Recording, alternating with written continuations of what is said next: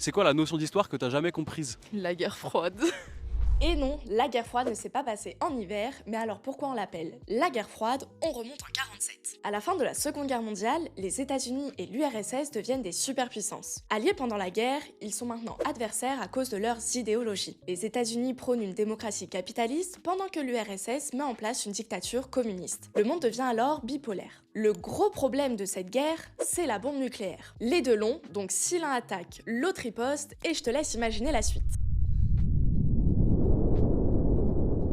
Alors, la guerre se déroule ailleurs. En Corée, où en 1950 le Sud capitaliste, aidé par les États-Unis, affronte le Nord communiste, aidé par l'URSS. Mais aussi dans l'espace, quand en 1957 les Soviétiques envoient Spoutnik, le premier satellite artificiel au monde. Ou encore à Cuba, au début des années 60, quand l'URSS installe secrètement des missiles menaçant directement les États-Unis. À ce moment-là, le monde frôle la guerre nucléaire, mais heureusement des accords sont trouvés et les Soviétiques reculent. Une période de détente se met alors en place dans les années 70. Mais c'est en 1979 que l'URSS stoppe cette période en envahissant l'Afghanistan. Leur but, soutenir le régime communiste local. En réaction, les Américains arment les Moudjahidines, les rebelles afghans pour combattre les Soviétiques. Cette dernière guerre signe le début de la fin pour le camp de l'Est. L'URSS commence à s'effondrer économiquement, incapable de suivre le rythme des États-Unis. Le mur de Berlin, symbole du monde bipolaire, tombe en 1989. Et 2 ans plus tard, en 1991, c'est l'URSS entière qui se dissout. La guerre froide est alors terminée, sans jamais avoir eu d'affrontement direct, d'où son nom. Et toi, c'est quoi la notion d'histoire que tu n'as jamais comprise? Dis-le moi en commentaire.